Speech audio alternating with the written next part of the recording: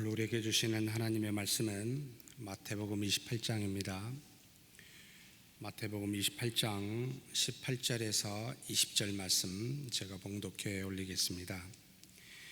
예수께서 나와 말씀하여 이르시되 하늘과 땅의 모든 권세를 내게 주셨으니 그러므로 너희는 가서 모든 민족을 제자로 삼아 아버지와 아들과 성령의 이름으로 세례를 베풀고 내가 너희에게 분부한 모든 것을 가르쳐 지키게 하라. 볼지어다 내가 세상 끝날까지 너희와 항상 함께 있으리라 하시니라. 아멘. 계속해서 성내 거룩한 애식에 대해서 지금 살펴보고 있습니다. 그 중에 지금 세례에 관련된 말씀을 보고 있습니다. 보이지 않는 하나님의 나라 바실레이아입니다. 눈에 보이는 하나님의 나라는 뭐지요? 에클레시아 교회라고 합니다. 눈에 보이지 않는 하나님, 삼위일체의 하나님이십니다. 그런데 이 땅에 눈에 보이는 하나님이 오셨지요.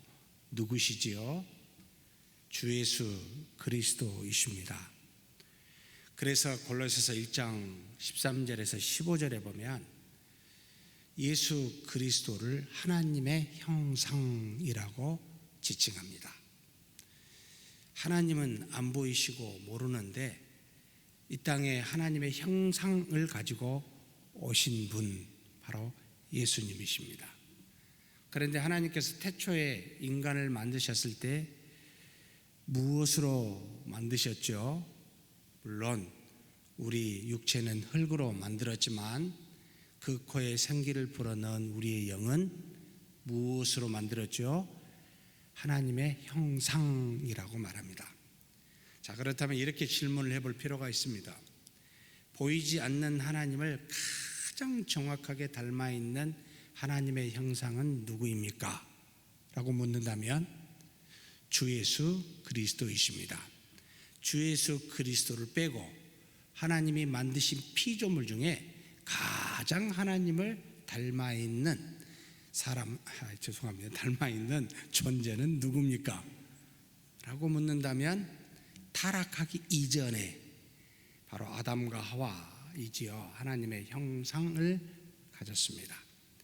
이처럼 하나님은 보이지 않는 나라, 보이지 않는 하나님인데 육체를 가지고 있는 우리로 하여금 우리 안에 영도 보이지 않고 우리가 어떤 감각으로 느낄 수가 없는데 이것을 존재하고 있다라고 가르쳐 주시기 위해서 하나님이 눈에 보이고 만져지는 것들을 주셨습니다. 그죠?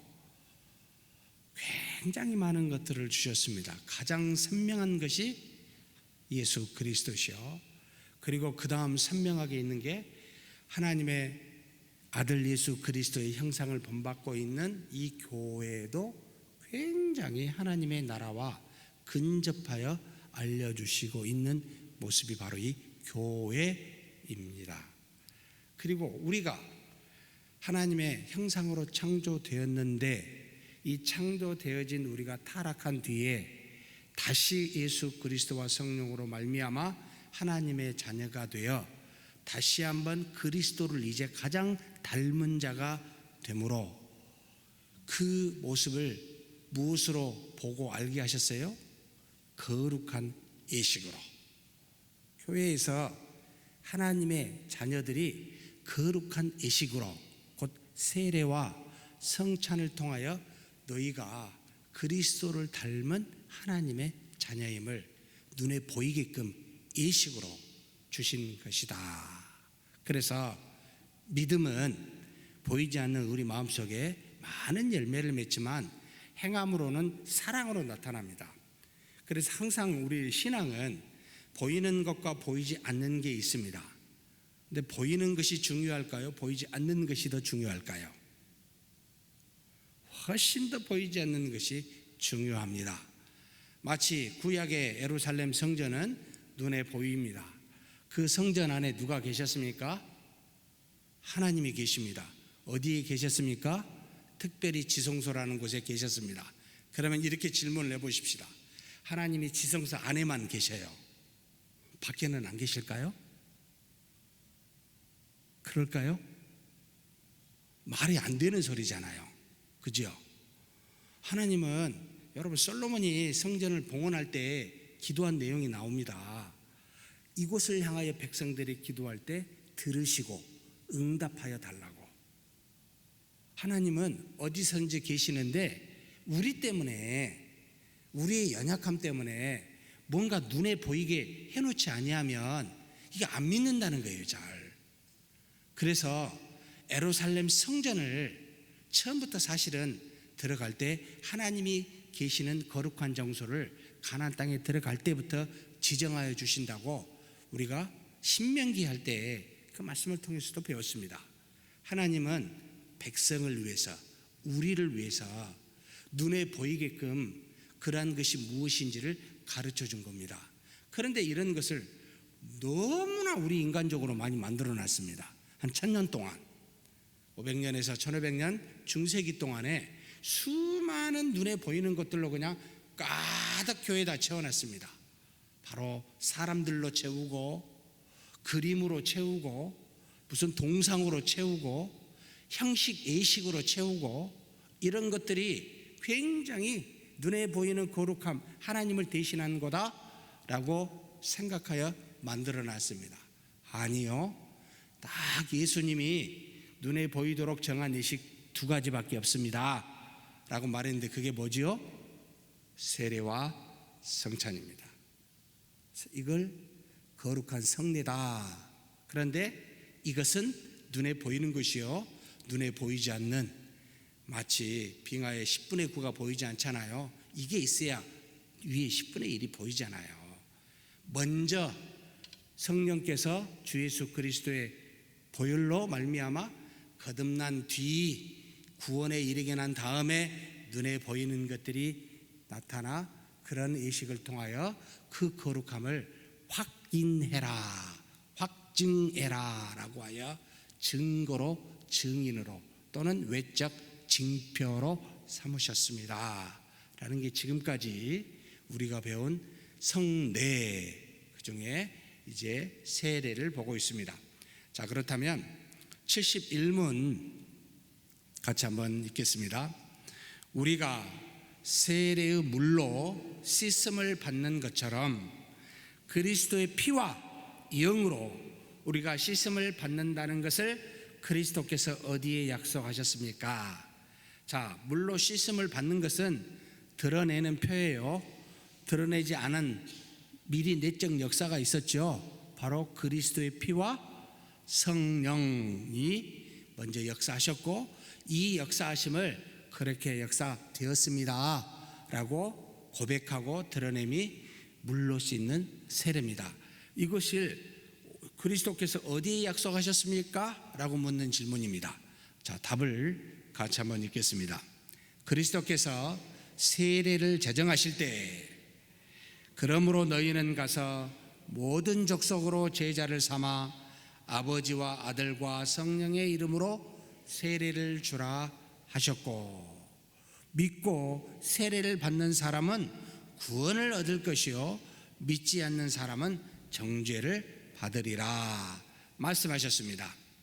이 약속은 세례가 중생의 씻음과 죄의 씻음이라고 언급된 다른 성구에 반복되어 있습니다. 자, 물로 씻음으로 구원의 외적 증표를 받았고, 그 전에 그리스도의 피와 영으로 구원의 내적 역사를 이루어집니다 라고 말하면서 이와 같이 외적 증표를 하라고 하는 말씀의 증거는 우리가 읽었던 마태복음 28장 18절에서 20절의 말씀이지요. 한번 마태복음 28장 18절에 20절 같이 한번 읽겠습니다. 예수께서 나와 말씀하여 이르시되 하늘과 땅의 모든 권세를 내게 주셨으니 그러므로 너희는 가서 모든 민족을 제자로 삼아 아버지와 아들과 성령의 이름으로 세례를 베풀고 내가 너희에게 분부한 모든 것을 가르쳐 지키게 하라. 볼지어다 내가 세상 끝날까지 너희와 항상 함께 있으리라 하시니라.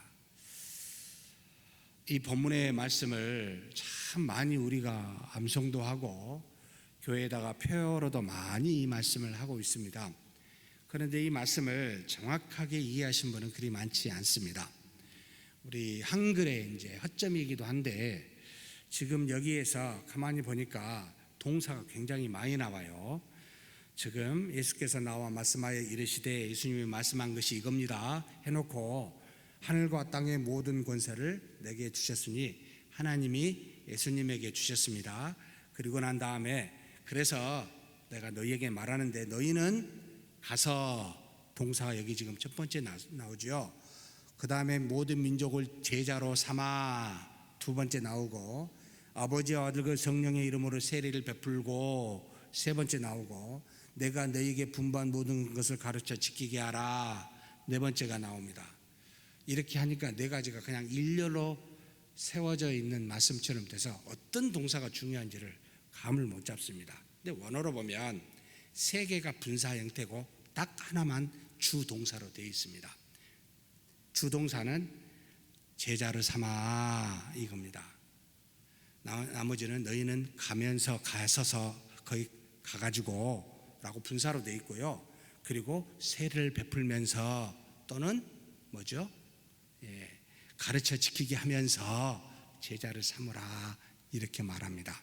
자, 이것은 굉장히 중요한 제자를 삼으라는 뜻인데 우리가 어디를 가든지 간에 자, 제자를 삼으려고 할 때 여러분 우리가 어떤 사람을 하나님의 자녀로 구원에 이르게 할 수 있습니까? 없습니까?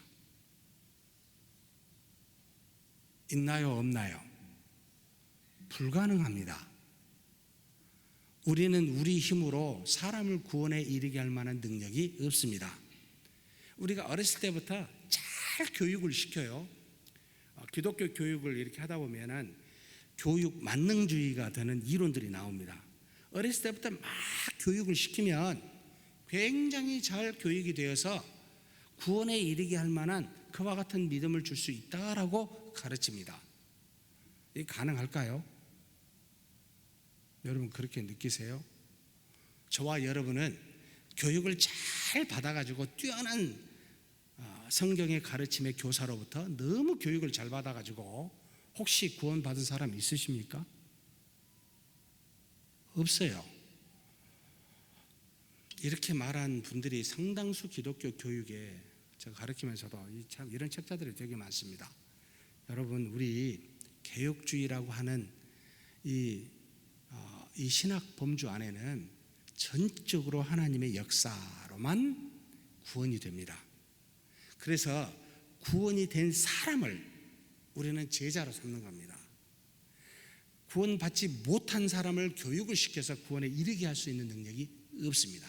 그래서 예수님이 참 표현을 재밌게 하셨는데 예수님의 구원 사역을 단어로 동사로 세 가지를 썼어요.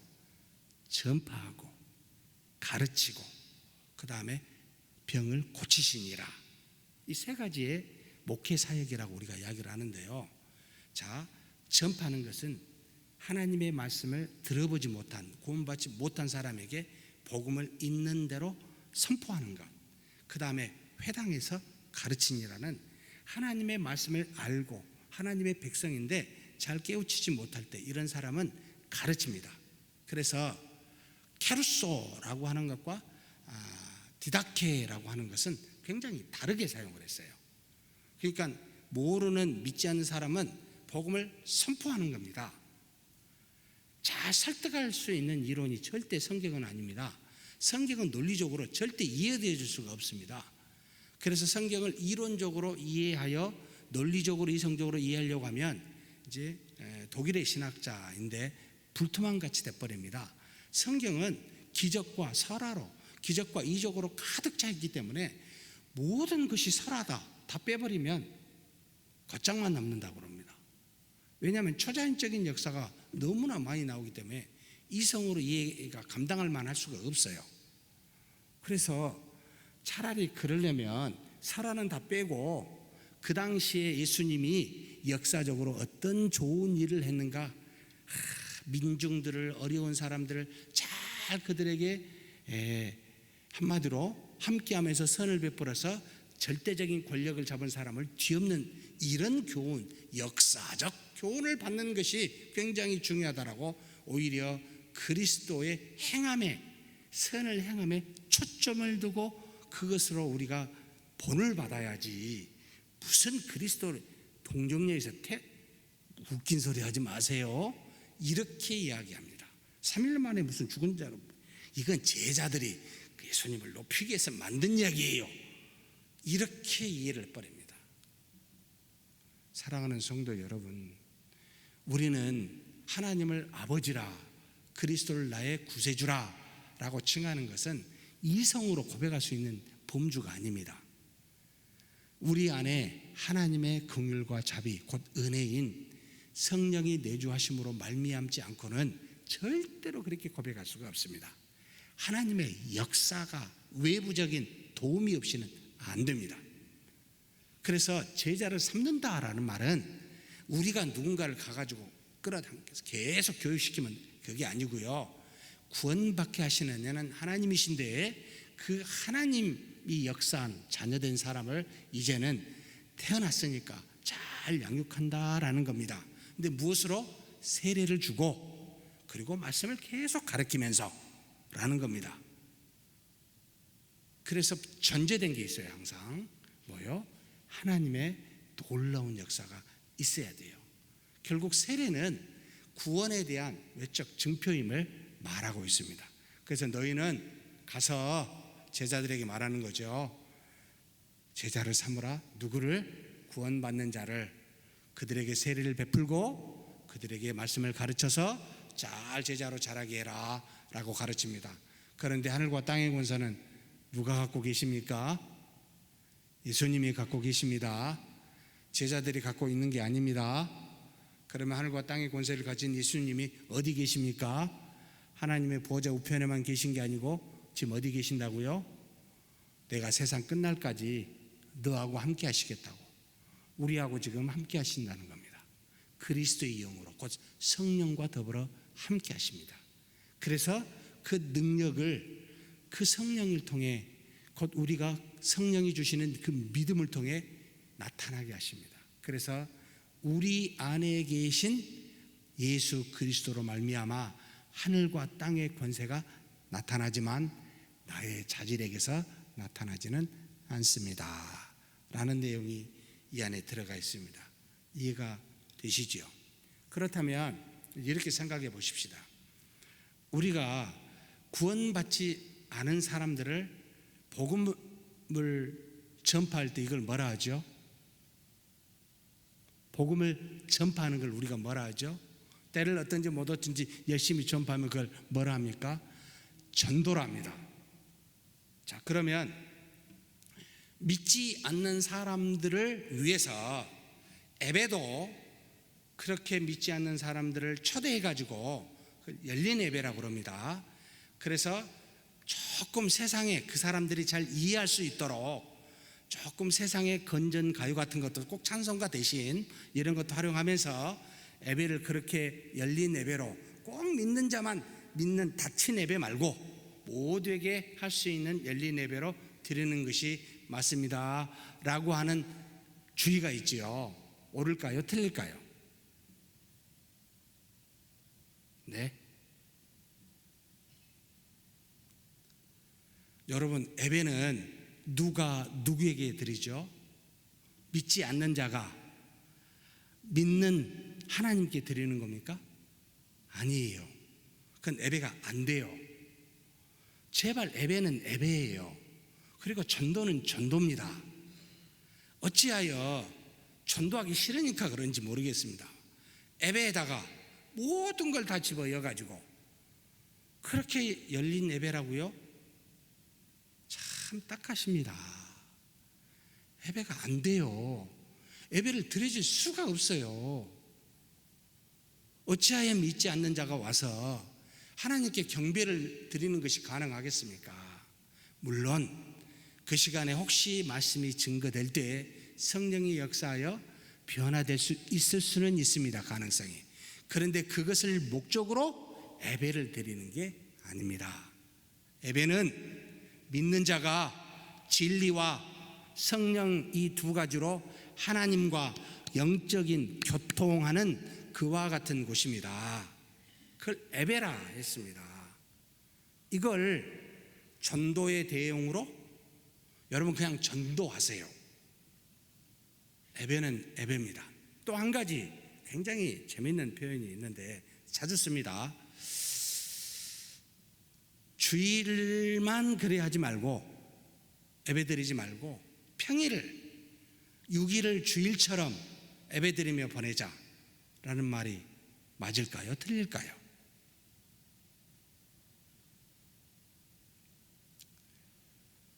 여러분 이것도 조심해서 사용해야 됩니다. 주님과 더불어 교통하는 주일, 하나님이 우리에게 은혜를 주사 우리 믿음이 튼튼해집니다. 그래서 그 믿음을 가지고 6일 동안 사는 것, 이렇게 말한 이런 뜻으로 표현한다면 오케이예요. 그런데 여러분 거룩한 주일을 나머지 6일도 할 수 있다고요? 여러분 불가능합니다. 그리고 그렇게 하면은 거룩한 주일이 훼손이 됩니다. 여러분 선교는 선교인데 모든 것이 선교라 그래가지고 정작 아이들 그 유치원도 무슨 선교회라고 그랬죠. 그렇게 선교를 확대 미시오데이 해가지고 확대하니까 진짜 선교가 훼손이 되었습니다. 왜 주일이 여러분 확 훼손이 된지 아십니까? 이거 미국에서 시작을 한 건데요. 토요일 날, 다른 날 다 각기 미국은 개교의 중심이 되어서 교회마다 경쟁이 일어났습니다. 그래서 주일 하루 갖고는 경쟁이 안 돼요. 그래서 토요일 날도 주일처럼 모여서 뭔가 해야 되겠다라고 하면서 각기 모임을 만들기 시작했습니다. 그랬더니 신자들이, 성도들이 어떻게 생각하냐면 내가 평일날도 이렇게 가는데 굳이 주일까지 이렇게 할 필요가 없잖아 라고 하여 거룩한 주일이 훼손이 된 역사가 불과 한 30-40년밖에 안 됩니다. 지금 우리가 하나님이 주신 명령을요 굉장히 귀담아 보아야 되고 들어야 되고 유심히 보아야 됩니다. 어찌하여 6일 7일 중에 하루를 구별하라 했겠습니까? 이 날을 온전히 지키라고 그랬어요. 온전히. 이 날을 못 지키니까 이렇게 수요 예배가 필요하고 다른 날이 막 필요하게 됐습니다. 참 이건 우리 인간적인 기가 막힌 날이 돼버렸습니다. 여러분 하나님은 정말로 주일 눈 뜨고 잠잘 때까지, 아니 다음 날까지요, 하나님과 더불어 온전한 교통이 이루면 나머지 6일도 충분하게 살 수 있습니다. 믿음으로 저는 그렇게 믿고 있습니다. 그렇게 안 하거든요. 이게 지금 우리의 정직한 모습이에요. 솔직한 지금 우리 형태예요. 지금 현재가. 그러니까 이것저것 필요하니까 주일 자체에 굳이 올 이유가 없다, 한 번만 해도 된다, 그리고 주일날은 예배만 드리고 갑니다. 일이 돼버렸습니다. 여러분 타락하기 이전부터 창조 때 주일을 거룩한 날로 만들어 지키라고 명령한 정말 위대한 명령이었습니다. 지금 우리가 그렇게 하고 있나요? 저는 전 세계에 이걸 제대로 하고 있는 교회나 국가가 거의 없다고 보고 있어요. 이걸 빨리 회복하지 아니하면 안 된다. 저는 주일을 어떻게 하면은 다시 새롭게 디자인해서 제발 다른 사람 다른 교회 가듯이 가지 말고 성경대로 다시 만들어 볼까, 제 목표입니다. 우리 성도님들이 못 따라올까 봐 제가 시행을 못 하고 있습니다. 지금. 근데 정말 그렇게 한번 해보면 안 될까요? 예. 말씀은 믿는다면 좀 정확하게 믿어버려야 됩니다. 그냥 그래 한번 해보자. 근데 이게 섞여요. 우리의 이론과 생각들이. 그러니까 이상한 형태의 예배를 딸랑 1시간요 저는 진짜 아닙니다. 도대체 1시간 예배드리는 역사도 30년 됐습니다. 2000년 기독교 역사에 아시는가요? 그런데 10분 지나면 뭐 엄청나게 힘들어 하시더라고요. 예. 여러분 좀 부끄러워하십시다. 일단은 가지만 하나님 죄송합니다 라는 마음으로 여러분 부끄러워하면서 해야 됩니다. 말씀을 정확하게 주셨습니다. 제자를 삼으라. 어떻게 하면서 세례를 주면서 성삼위일체 하나님으로, 그 다음에 그것만 하지 말고 내가 너에게 분부한 것, 예수님이 주신 말씀이죠. 신약 성경입니다. 신구약 전체를 말하죠. 이것을 가르칠 뿐만 아니라 지켜 행하도록, 정확하게 나옵니다. 그것을 지켜 행하도록, 그렇게 하면서 계속 제자를 삼으라 라는 겁니다. 그래서 세례는 구원받음의 표시입니다. 자, 마가복음 16장 16절 말씀 보겠습니다. 같이 한번 읽겠습니다. 믿고 세례를 받는 사람은 구원을 얻을 것이요 믿지 않는 사람은 정죄를 받으리라. 참 재밌습니다. 호 피스테우사스카이 밥티사이스라고 썼습니다. 이것은 이것도 분사 형태로 썼는데요. 믿는 중에 있는 사람들, 그리고 세례를 받는 중에 있는 사람들, 이렇게 표현했습니다. 근데 놀랍게 순서가 굉장히 중요합니다. 세례를 받고 믿는 사람이 아니라 믿고 세례를 받는 사람들은 뭐 한다고요? 구원을 얻는다라는 겁니다. 자, 구원은 반드시 성령의 내주로 믿음을 주심으로 구원에 이릅니다. 이것을 잘 몰라요. 바람이 어디로 와서 어디로 가는지 모르듯이, 우리가 태어날 때 모르고 좀 자라야 알듯이 세례를 줌으로 그때 확증이 됩니다. 아는 겁니다. 그래서 우리의 눈높이에 하나님의 구원이 왔음을 믿고 세례를 받음으로 구원이 얻는 것을 알게 됩니다. 지금 이런 표현을 하고 있는 겁니다. 그런데 믿지 않는 사람은 정죄를 받으리라 라고. 그래서 여기에도 이 말씀도 세례에 대한 분명한 말씀을 주셨습니다. 그러니까 여러분, 세례를 안 받아도 구원이 되는데 세례를 받는 것이 굉장히 유익하다는 겁니다. 우리 스스로 확증이 되고 확인이 되기 때문에. 그래서 눈에 보이는 교회가 있어야 교회 와서 예배를 드리고 영적 활동을 하듯이, 여러분 교회가 없으면 하나님의 자녀 안 됩니까? 돼요. 구원 받아요. 그럼에도 불구하고 에클레시아라고 하는 교회를 두고 여기에 예배를 두고 예배 안에 성례를 두는 것은 눈에 보이게끔 보여줌으로 우리로 하나님의 자녀님을 확증하사 연약한 믿음을 세워가라는 겁니다. 그런데 이것을 너무 지나치게 보이지 않는 것을 없애고 보이는 것을 붙들게 되면 이제 우를 범하게 됩니다.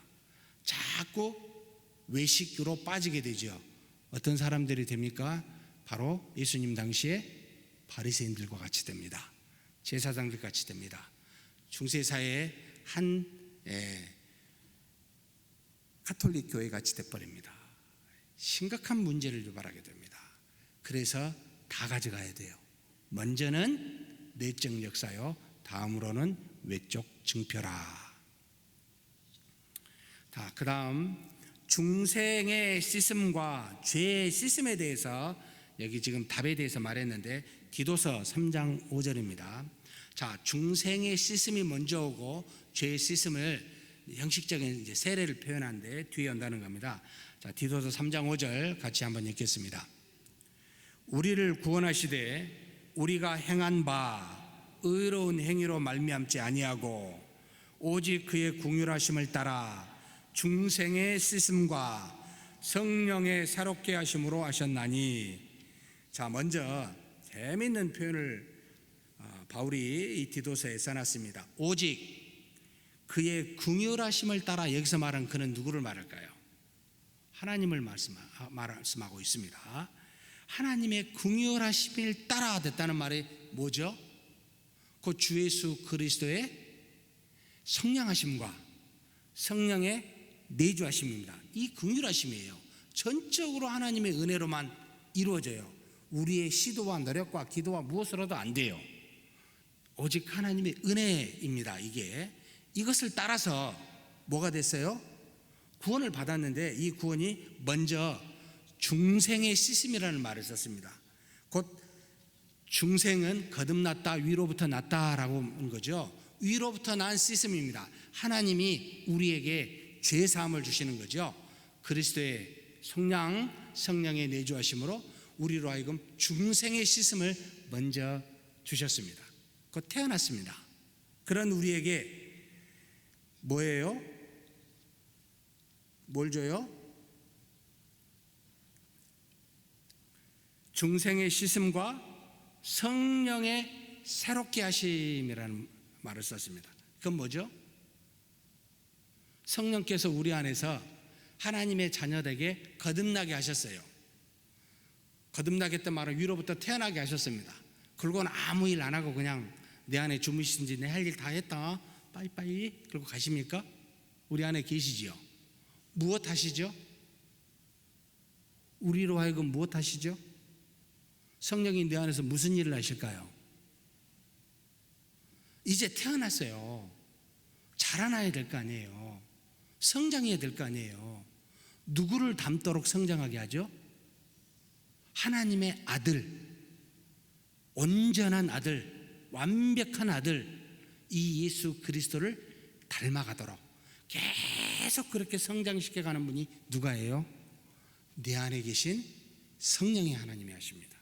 무엇으로 할까요? 근데 가만히 있으면은 그냥 그리스도를 닮아갑니까? 우리 자녀들이 가만히 있으면 그냥 무럭무럭 자라납니까? 어떻게 하죠? 갓난이한테 뭘 먹입니까? 젖이나 우유와 조금 크면 딱딱한 음식을 먹듯이 성령님이 우리에게 주시는 음식이 있습니다. 뭐죠? 말씀과 기도입니다. 말씀과 기도로 거룩해진다고 계속해서 우리에게 그 말씀을 어디다 써요? 여기 밖에 써놓으셨어요, 성령이. 근데 여기만 써놓은 게 아니고 이전에 이 쓰신 분이 어디 계세요? 우리 안에 계세요. 우리 안에 어디요? 마음에요. 그러면 우리 어디에다가 이 말씀을 지금 쓰고 계셔요? 마음속에 쓰고 계십니다. 생각나는 것이 그냥 난 게 아니에요. 성령이 하나님이 내 안에서 이걸 써서 알게 하시는 거예요. 갑자기 말씀이 생각나는 거예요. 주일날도 어떤 사건이 터졌어요. 저한테 생각나게 하시는 말씀들이 있었어요.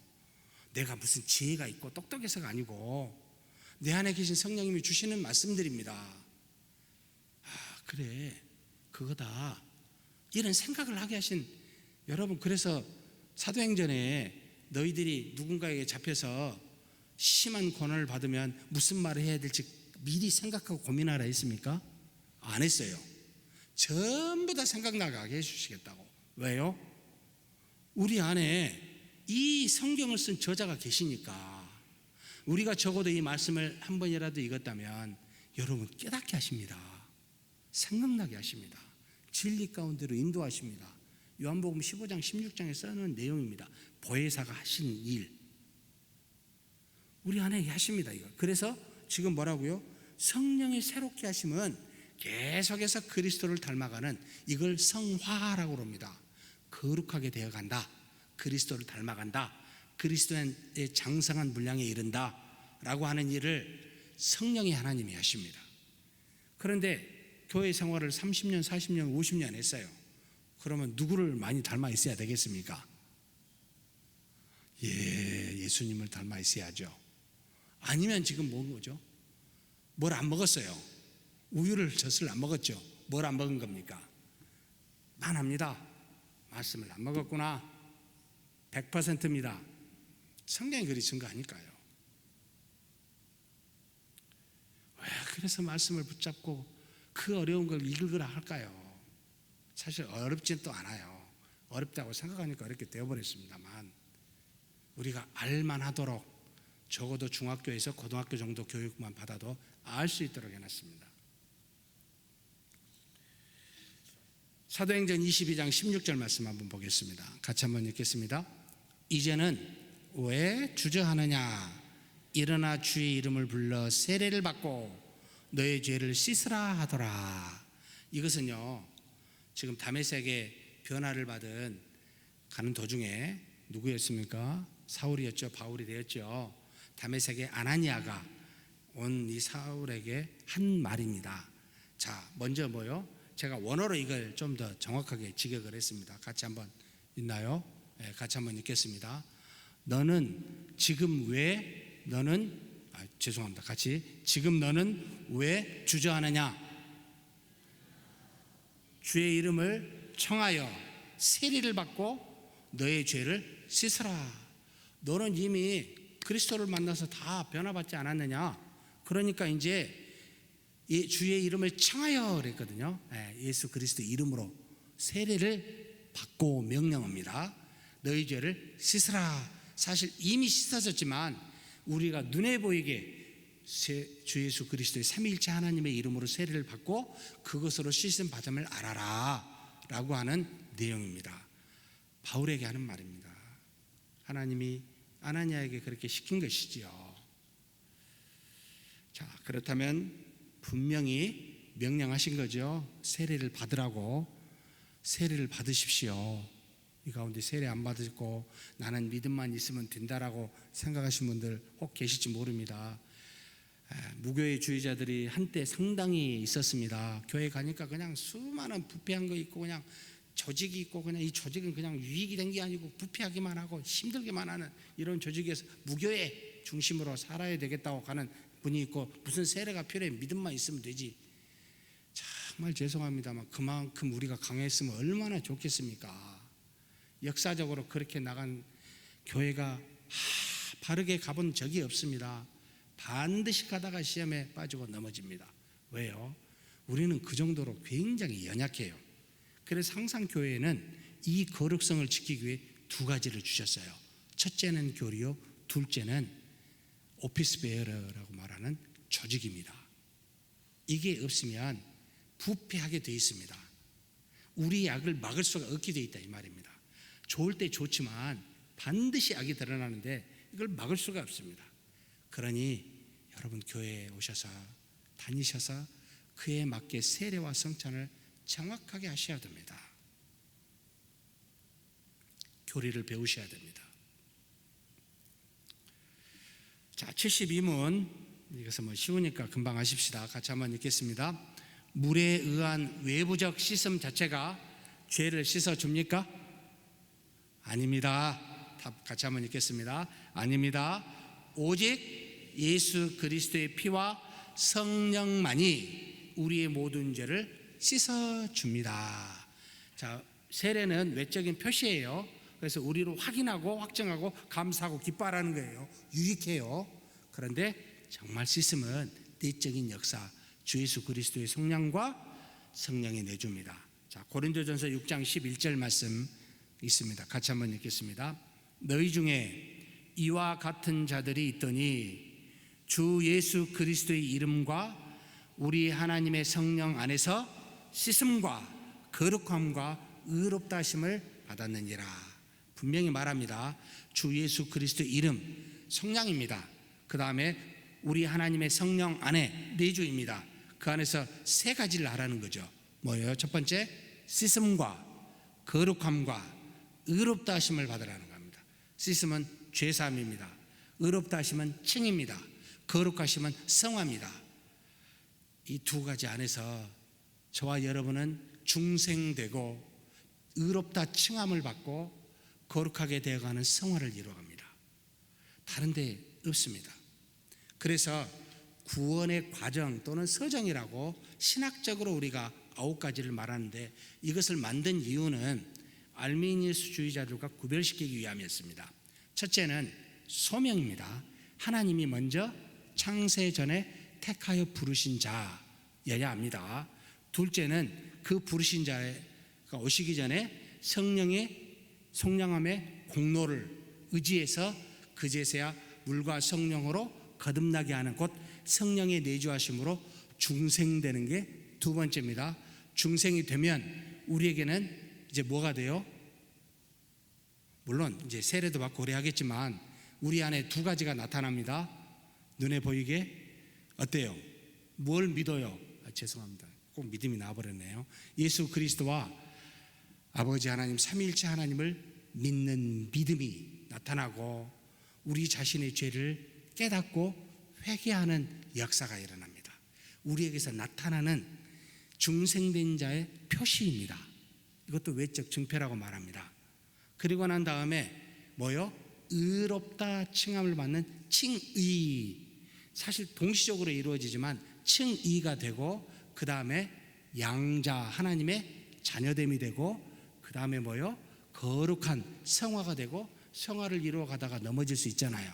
다시 붙들어 세우시는 견인이 이루어지고 그리고 마지막 때 주님이 재림하실 때 우리 주 예수 그리스도와 같이 영과 육이 완벽하게 영화롭게 되는 영화로움이 이루어집니다 해서 9가지를 붙여놨습니다. 그런데 알미니우스주의, 우리의 인간의 노력과 의지를 강조하는 주의는 반드시 중생 이전에다가 2개를 붙여놨어요.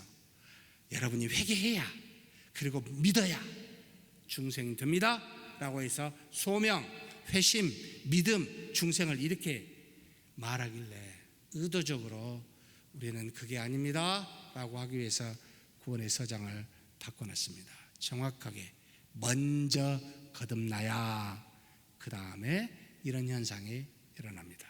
100% 하나님의 의뢰라는 뜻입니다. 마태복음 3장 11절 말씀입니다. 같이 한번 읽겠습니다. 나는 너희로 회개하게 하기 위하여 물로 세례를 베풀거니와 내 뒤에 오시는 이는 나보다 능력이 많으시니 나는 그의 신을 들기도 감당하지 못하겠노라. 그는 성령과 불로 너희에게 세례를 베풀 것이요. 그가 누구지요? 나는 세례 요한이요 그는 예수 그리스도입니다. 예수님은 무엇으로 세례를 주시는 분요? 불과 성령으로요. 예수님이 승천하시기 전에 갈릴리 어느 지역에서 아니죠, 예루살렘에서 그랬죠. 예루살렘을 떠나지 말라고. 너희가 몇 날이 못 되어 무엇을 받는다고? 보혜사, 성령을 받을 거라고. 결국은 예수 그리스도는 자신의 일을 곧 구원의 성취를 위해서 십자가에 죽으신 모든 일들을 행하시고 그 공로를 성령님께 맡겨 성령으로 하여금 전부 적용케 하셨습니다. 그래서 결론적으로 예수님은 성령으로 우리에게 세례를 주신 분이십니다. 성령이 우리 안에 내주하시면 곧 세례라는 말입니다. 여러분, 우리 안에 그리스도께서 성량하지 않으셨으면, 하나님이 우리 안에 오셨으면 우리는 어떻게 되겠습니까? 죽어요. 생존 불가합니다. 그런데도 죽지 않고 우리 안에 성령이 내주하실 수 있는 것은 누구 때문요? 주 예수 그리스도께서 내 죄를 대신 죽으셨으니까. 그래서 하나님이 내 안에 지금 계시는 겁니다. 내가 잘나서 똑똑해서가 아니고요. 그것을 지금 말씀하고 있는 겁니다. 자, 베드로전서 3장 20절에서 21절 말씀입니다. 같이 한번 읽겠습니다. 그들은 전에 노아의 날 방주를 준비할 동안 하나님이 오래 참고 기다리실 때에 복종하지 아니하던 자들이라. 방주에서 물로 말미암아 구원을 얻은 자가 몇 명뿐이니 겨우 8명이라. 물은 예수 그리스도께서 부활하심으로 말미암아 이제 너희를 구원하는 편이 곧 세례라. 이는 육체의 더러운 것을 제하여 버림이 아니요 하나님을 향한 선한 양심의 강군이라. 이것도 제가 원어로 직역해서 말씀드리는 게 훨씬 더 이해가 빠를 것 같아서 그냥 21절만 원어로 직역했습니다. 같이 한번 읽겠습니다. 너희를 구원하고자 지금 대신하는 세례는, 그러니까 대신하는 것은 표징하는, 우리 여기는 표라고 나와 있는데요, 엄밀하게 말하면 대신하는다라는 뜻이 더 강합니다. 너희를 구원하고자 지금 구원에 대신하고 하는 이 세례는 지금 여기 우리 21절에 물이라는 말이 나왔죠. 원래 원어는 물이 없습니다. 근데 이 물은 왜 썼냐면 지금 방주에 있는 물을 앞에 있는 것을 연달아 썼기 때문에 그 물로, 사실은 8명은 그렇게 하나님이 방주에 물로 세례를 받아 구원시키셨다는 의도를 지금 갖고 이걸 쓰고 있는 거예요. 그런데 그 물은 뭐요? 너희를 구원하고자 지금 대신하는 이 물 세례는 육체의 더러움을 제하여 버림이 아니라 예수 그리스도의 부활을 통해 하나님을 향해 선한 양심의 강구인이라. 하나님을 향하여 나가는 선한 양심입니다. 구원받은 자가 이렇게 세례를 받으면 하나님, 저는 구원받았어요, 감사해요, 고마워요, 내가 이제는 자녀로서 믿음으로 살겠습니다 라고 고백하고 다짐하는 선한 양심을 향해 하나님께 나아가게 하는 유익이 있다는 겁니다. 그래서 물은, 세례는 죄를 제하여 버림이 아닙니다 라고 분명하게 베드로전서 3장 20절 21절에 방주를 통해 말하는 겁니다. 하나님이 구원하셨죠. 무슨 방주가 구원입니까? 그죠? 하나님이 심판하시, 물이 심판이 아니잖아요. 눈에 보이는 것들은 표예요, 표. 예. 이렇게 끝내려고 하니까 왜 이렇게 맹숭맹숭하죠? 세례가 다음 주에 또 한 번 남았습니다. 참 세례가 이렇게 많이 나올 줄은 몰랐는데, 다음 주에 보도록 하고요. 제가 한번 기도하겠습니다. 하나님 감사합니다. 하나님께서 주 예수 그리스도를 보내사 우리의 죄를 속량하심으로, 또 그리고 그 속량의 공로를 가지고 그리스도의 영이신 성령께서 우리 안에 내주하심으로 우리가 죄 사함을 받고 하나님의 자녀로서 온전히 하나님의 영광을 갖는 그와 같은 의롭다 칭함을 받는 자 되게 하여 주시니 감사합니다. 그런데 그와 같은 놀라운 은혜를 눈에 보인 표인 물로, 세례로 우리가 교회 안에서 눈에 보이는 거룩한 의식으로 나아가 증거할 때 하나님을 향한 선한 양심이 우리에게 불릴 듯 일어나 더욱더 믿음으로 살겠나라고 다짐하는 은혜가 있사오니 하나님이 주신 거룩한 예식인 세례를 잘 지켜 나아가는 우리 모두가 되게 하여 주시고, 이제는 세례 받은 자가 그 주 예수 그리스도를 닮아가는 거룩한 모습으로 살아가는 그와 같은 성화된 자가 되게 하여 주시옵소서. 우리 주님 예수님의 이름으로 기도하옵나이다. 아멘.